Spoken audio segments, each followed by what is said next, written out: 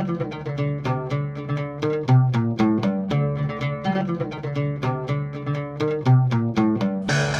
welcome to the Sci-Fi Christian. I'm Ben DeBono, here to wrap up this little Watching Shakespeare mini-series, which if this is the first video you are turning into in that series, what I've done is I've watched 5 different versions of Shakespeare: the 1948 Laurence Olivier version, the 1990 version starring Mel Gibson, the 1996 Kenneth Branagh version, the 2000 Ethan Hawke modern adaptation, and the 2009 BBC produced David Tennant starring version.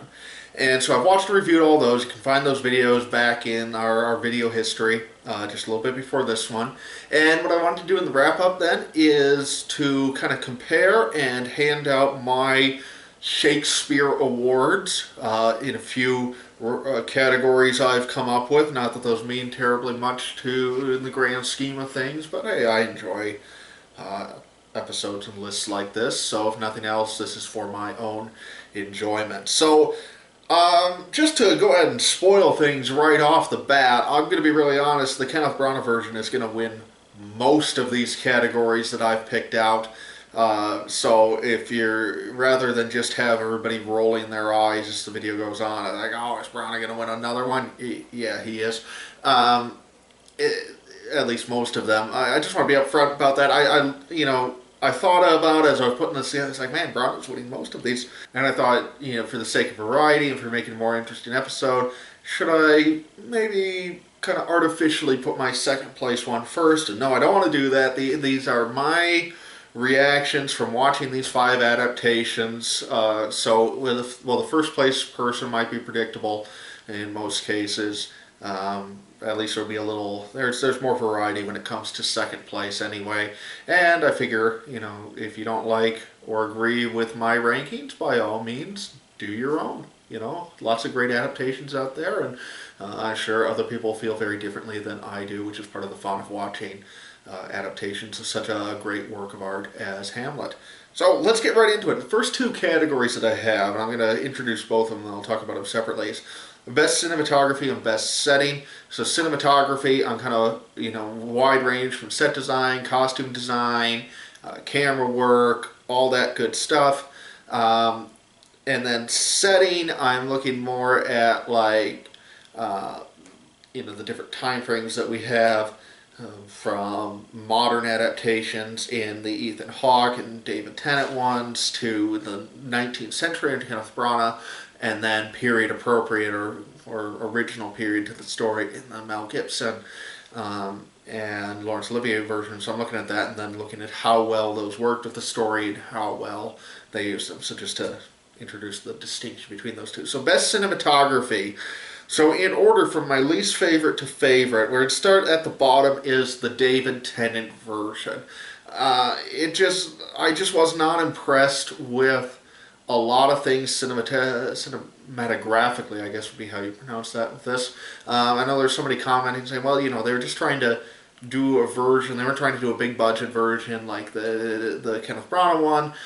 They were trying to essentially make a TV version for people who weren't able to see the performance starring Tennant and Patrick Stewart. And I get that, and that's fine, but still, watching it as a movie, it's just not impressive. The set design is not impressive to me, and the camera work is really nothing special either. So whether or not there's valid reasons for it, I don't want to get into that right now, but at least for me, did not impress in the slightest. In 4th place is the Mel Gibson version, which, yes, I give it points for being period appropriate, but it just feels so bland. I mentioned this in the review, that it just feels like kind of your generic 90s medieval movie, and there's nothing all that interesting with it.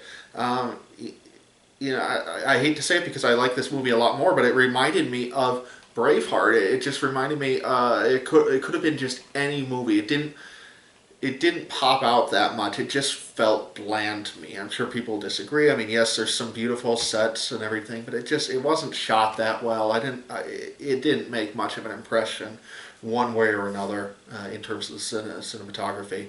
Next up in third place is the Ethan Hawke version, which I enjoyed. I liked a lot of the visual elements, very clever, setting the to be or not to be speech in a blockbuster video. Lots of fun stuff. So for that alone, I'm elevating it above the other two because it was fun, and I thought that a lot of the stuff they did was clever, and at least for me, it worked. I know it didn't work for a lot of people, and I think that's a fair reaction, but it worked for me. So that one gets in third place, but it comes only in third place because it is ultimately a gimmick. All right, that brings us to our top two. And we'll start in second place with Laurence Olivier's version, which is really spectacular. I love the set design here. I just loved, the cinematography and everything. I loved the way the camera was shot. I loved the design of the ghost. And I would have no problem with putting it as the top one if it wasn't for Branagh, who just makes it it's just a jaw-droppingly gorgeous film, and there are portions of it where you just want to hit pause and just stare in awe at what he has done. His cinematography reminded me of Stanley Kubrick. Even though they are very different in many ways, I kept thinking of Barry Lyndon while I was watching the movie. It didn't quite obviously what Kubrick did in Lyndon was very, very different, but it had some of that quality for me. Just a jaw-dropping film, but both those two are very, very good. So best setting, at the bottom, for very similar reasons to what I just said, is going to be the Mel Gibson version. It was just bland. It was just bland. I feel very similar about the cinematography and the setting, and I kind of blended those two already together in my comments. I give it some points for setting it in the original setting, but if they're going to chop off the play as much as they did and just be as relatively uninteresting as a lot of that movie is, maybe they would have been better off doing something gimmicky and I don't know, going future Hamlet or something. I don't know. Nothing really stood out for me in that one. The next one is the David Tennant one. I didn't like the modern setting. I felt like I could forgive some of the set design issues and production quality issues a lot more if I had been on board with the setting, but it just, seeing Hamlet walking around in jeans and a t-shirt just didn't work for me. I didn't care for it at all. Whereas in the Kenneth Branagh one, where I also went in unsure about taking it out of its original timeline era and putting it in the 19th century, I felt unsure about that going in, but the whole time I was like, wow, this is really working. Here, the whole time I was thinking, there are a lot of things I am enjoying in this movie, but it would be so much better if they would put it in its original timeline or do 19th century or something. I just did not care for the modern setting in that one. Ethan Hawke again comes in third place. I promise this won't be the same order throughout all of these. Ethan Hawke comes in third place. Again, very similar reasons. I thought they used the modern setting very well to come up with some modern twists on the story. Such as the get thee to a nunnery scene, which I'll talk about in a little bit later. Again, though, it is a gimmick, and so it can't get any higher, but I appreciated it. In second place, though, in this case, I am going to put Branagh because, well, the setting worked very well. I thought he did great with the 19th century setting. It didn't quite... Well, I don't really have any complaints about it, I guess. It's more that I think Laurence Olivier made a brilliant setting choice with his and pulled it off brilliantly. His is the one that is more faithful to the novel. Both of these use their setting in wonderful ways to help the story. I have no complaints with either one. So I have to give the nod to Laurence Olivier in this case because, did I say novel? I meant play. His is faithful to the original work, the original play, not novel. All right. Best supporting cast. So I'm going to discuss Hamlet and Claudius individually, but supporting cast, we're talking Gertrude, Ophelia, Laertes, Polinius, all those guys. And I was originally going to do Ophelia and Gertrude as individual characters as well, but I got to say, I didn't care for any of the Gertrudes particularly well in any of these adaptations, and so and I had a feeling this was already going to be too long of a video, so we just shortened it up to Hamlet and Claudius. So best supporting cast, at the bottom is going to come the Ethan Hawke version. You know, I liked him okay. I like Kyle MacLachlan okay.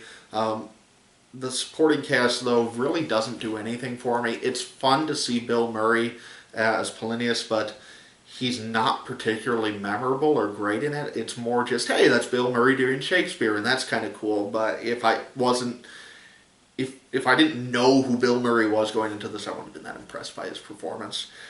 Julia Stiles is okay, but I don't think she's that great of an actress, and I don't even know who played Gertrude, but she didn't make much of an impression on me. So nobody too memorable in this. Mel Gibson comes in fourth place on this one. You know, there's some really good actors and actresses in the supporting cast here, especially Helena Bonham Carter and Glenn Close. But as I discussed in my review, I feel like they're both hurt by the direction that doesn't know how those characters are supposed to react. You know, in the case of Glenn Close as Gertrude, I feel like the director doesn't know whether he wants her to be in league with Claudius or whether he wants to go down the more Oedipal interpretation. So it's a mess that way. Helena Bonham Carter gives a great performance after she goes crazy, but you don't. If you put it in context of the rest of her performance, she seems more annoyed than hurt by Hamlet for the first half of the movie, and so it is a good performance, but it's very inconsistent tonally. Again, the director doesn't seem to know what he wants to do. The David Tennant one comes next. I thought that all the performances were good here in terms of supporting cast. Obviously, we'll talk about the two leads later on. Really impressive to me, but nothing that completely blew me away. Don't really have any complaints. I liked everybody. Nobody didn't work for me, but no, I didn't love the supporting cast either. So putting that in third. The Laurence Olivier version comes in second. A lot of good people in this one. The choice to cast for Olivier to cast himself as Hamlet and cast somebody 13 years his junior as Gertrude is a little strange, but it works. It's fun to see Peter Cushing show up as Osric, Grand Moff Tarkin from Star Wars, if you're not familiar with that name. Apparently, according to Wikipedia, I didn't notice this while I was watching it, but Christopher Lee is actually in this movie briefly too, as one of the guards. So again, that's just according to Wikipedia, but I'd be curious to go back and look for him. Apparently a very small role. So, good performances across the board. I don't know who the name of the actor who played Polonius, but I liked him a lot. Ophelia is great. Everybody's great. But the one that really takes the cake for me in terms of supporting cast is the Brana version. Kate Winslet is fantastic. Julie Christie, even though, like I said, I'm not crazy about any of the Gertrudes, but she's very good. Just everybody nails it. It's fun to see Robin Williams as Osric. He's not the best Osric or anything, but it's fun. Billy Crystal doing Shakespeare is fun, kind of the way seeing Bill Murray do Shakespeare is fun, but unlike Bill Murray, his role is memorable, although considerably shorter, of course, and I feel like he really pulls it off. So Brana gets the nod. All right, best Claudius. Well, at the bottom, it's really too easy to eliminate two of these, and that's at least for me, the Laurence Olivier version and the Mel Gibson version, because I didn't find those versions of Claudius memorable at all. Part of that could be that I'm not familiar with either actor who played the roles, but they just didn't stick out to me at all. And part of that is them being shorter versions. And that might be why Kyle MacLachlan worked for me, because I'm familiar with him from Twin Peaks and Dune and all that. But I didn't have any real memory in a positive way of either, or negative way, to be honest, of either of the Claudiuses from either Olivier or the Gibson version. I put Olivier's at the bottom. That's Basil Sidney in the role. And then Alan, I wrote Alan Sidney, but I think I just had a brain fart and rewrote the wrong last name. So however that is, Alan in the Gibson version in fourth place. And I gave the nod to the Gibson version because I honestly can't even picture in my mind what the Laurence of Olivier, I'm going to keep saying that now. The Laurence Olivier version, I can't picture that Claudius at all. so he did not make any impression whatsoever. In third place is Kyle MacLachlan, because he's memorable to me. I liked him in that role. I love Kyle MacLachlan, so there's admittedly a bias here, and it's fun to see him in that, especially if you're a Twin Peaks fan and everything. He does a good job. It has some of the same problems as the Gibson Olivier versions by being shorter. Claudius as a character suffers quite a bit, I think, though because of the more gimmicky nature of the film, I don't think it hurts in this case as much as it does in the others. All right, number 1 and 2 was tough for me, especially as I was watching the Tenet version this last week, because I didn't love that version, as you know if you watch the review, but I did love Patrick Stewart's performance. And I also love Derek Jacobi's performance in the Branagh version. And as I was watching the Tenet version and kind of knowing I was going to do this video, I was comparing the two in the back of my mind, and I kept thinking, man, I love Derek Jacobi in that version, but he's being shown up by Patrick Stewart, who's just amazing and was blowing me away. So it was all sewn up for me until that final scene where we get that ridiculous, stupid shrug from Patrick Stewart, which I absolutely hated, and you can hear me rant about that in the last video review of the David Tennant version. I would be more forgiving of it if a flaw like that came in the middle of the film, but the fact that it's the last thing you see and it just drove me nuts. It doesn't mean that it's not a great performance. It absolutely is, but it's enough to move it from being like this, where Patrick Stewart's a little above, to putting him a little bit below Derek Jacobi in Branagh, who is just fantastic. But both of these really, really good Claudiuses, and I wouldn't have any complaint against somebody who put Patrick Stewart first in this list. All right, the best Hamlet. Well, at the bottom is going to be Ethan Hawke. I thought he was fine. I thought he did an okay job. He worked well within the gimmicky confines of that adaptation, but ultimately not that great. I mean, I wouldn't want to see him on stage or anything. He was okay. It worked for what they were doing in that movie, but it didn't work especially great as Hamlet. Next up is David Tennant, who has moments of greatness and moments where he just drives me nuts. And I talked about that a lot in the review, so you can go back and watch that. But disappointed by that performance. Did not work for me in large portions. I'm sure a lot of people love him, but I'm guessing that's more just because he was in Doctor Who than it is because he gave a great performance, because in my opinion, he did not, unfortunately.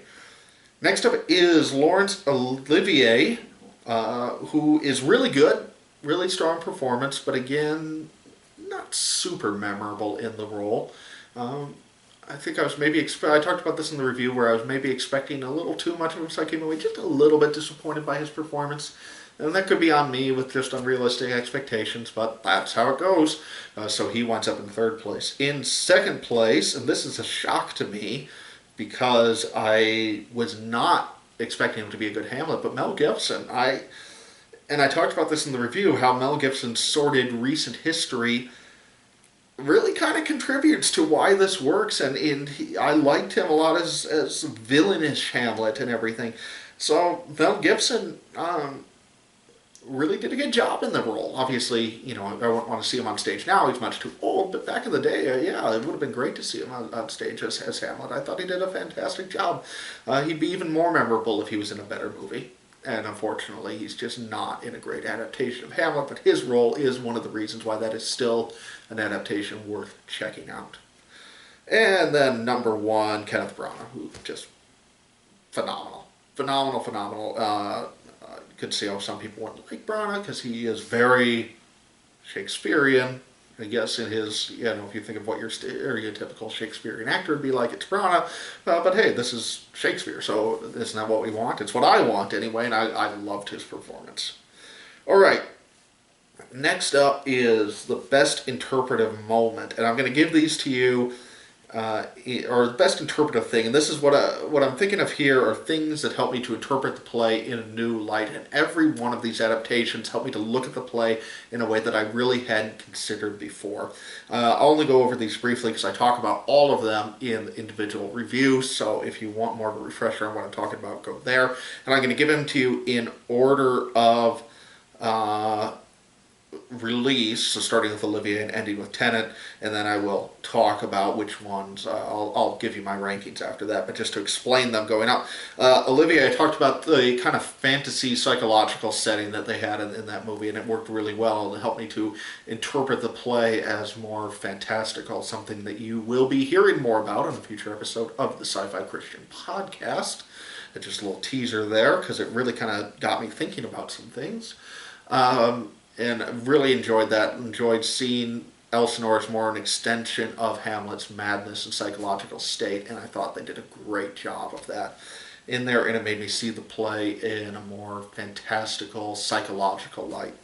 The Mel Gibson version, I already mentioned this a minute ago, but the antagonist Hamlet, I guess is what I'm calling him. The Mel Gibson really comes across as a villain in portions of that movie. And it's not that I never saw elements of that in Hamlet before reading the play, but Mel Gibson really brings that out in a big way. I think it is just phenomenal as Hamlet the villain, which is part of why I like his performance so much too. The Kenneth Branagh one, it was what I'm calling Apocalypse Fortinbras. He kind of uses Fortinbras as a ticking clock, and especially during those final scenes where you see the Fortinbras' army closing in on Elsinore. And as I was originally watching that scene, I was thinking, I don't know if this is quite working for me, because why are they all inside? Well, Fortinbras is literally kicking down the door, but then it clicked for me, wait a second, that is what happens in the play, and it makes Fortinbras this kind of ticking clock within the play where the walls are literally going to crash down on, well, I guess not literally, but figuratively going to crash down on the action, that whatever happens between Hamlet and Claudius ultimately doesn't matter that much, because Fortinbras is coming, and there is this kind of doomsday ticking clock going on in the play, and I love that. The Ethan Hawke one, I really loved his take on the Get Thee to a Nunnery scene, where, I won't go into great details of why, but where Ophelia comes off as the villain in that scene, not him, completely changed the way that I saw that scene in that movie, and opened up a whole new world of possible interpretations. And then finally the David Tennant one, where by casting Patrick Stewart not only as Claudius but as the ghost of King Hamlet, got me thinking about the theme of doubling in the play, which then I realized is all over the place, and really got me interested in that whole theme that's going on within the text. Okay, so in order of how I would rank these, well, I feel like 3 of them are really easy to eliminate.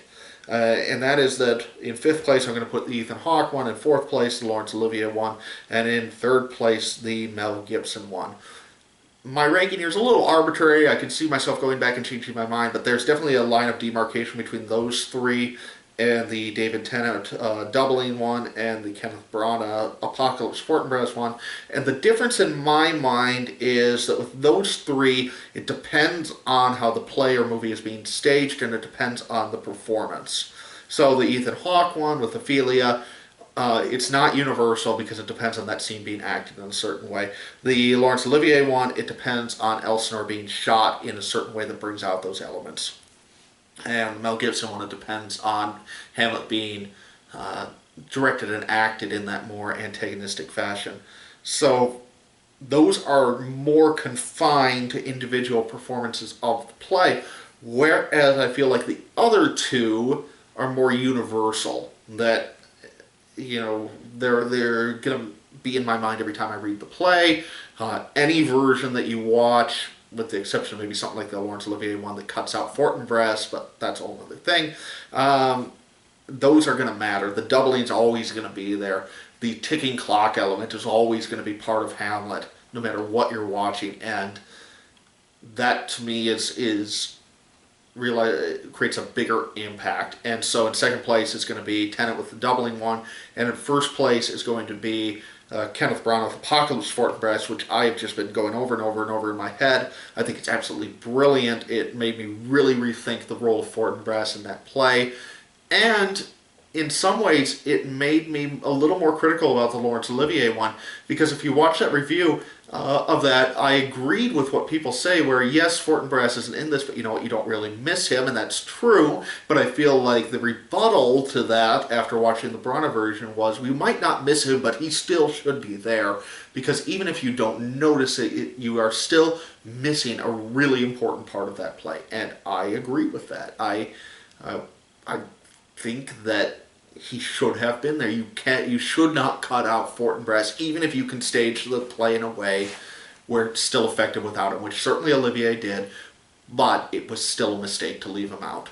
And then I guess that also would make me more critical of the Tenant one too, because of the way they just dropped the Fortinbras subplot at the end of that. It is a huge mistake. They set everything up and then they forget to have the ticking clock element. And again, I think that's just an enormous disservice to the play. So Brana wins it because it's not only the one I've been thinking about the most, but it's also the one that to me changes the way I see the play the most, and has caused me to have some legitimate criticisms of a couple of the other versions that I watched along the way. All right, so best movie was our second to last one. The final one will be best adaptation. The distinction in my mind, best movie, how does it work as a movie, as a cinematic experience, as a story that you would go to the movie theater and sit down and watch. Best adaptation, who does the best job taking Hamlet and making it and respecting the material and doing interesting things with it and adapting it into something good and interesting. Okay? So best movie at the bottom is going to be the Mel Gibson version. Yes, it is more cinematic than the David Tennant one, but it is such a confused mess to me in the way they chop up the play. And I turned off that movie and thought, wow, I wonder if Hamlet even can work as a movie, because that was just a disaster in terms of it, thinking about it as a movie. If you weren't familiar with Hamlet, you would come out of that movie so confused about what had just happened. It's a mess. The Tenet one, I'm not crazy about either as a movie, for reasons I've already talked about here and in the review. Especially that it just doesn't feel cinematic. It feels cheap. It feels like it was done on the quick, which I understand that it was, but still, that doesn't make for a good movie, even if they had reasons for doing it. The difference to me, as I kind of went back and forth about which one of these was going to be in last place, is that it came down to which one would I rather watch again, and that is the David Tennant version, if for nothing more than Patrick Stewart's performance. Okay, third place is going to be the Ethan Hawke one.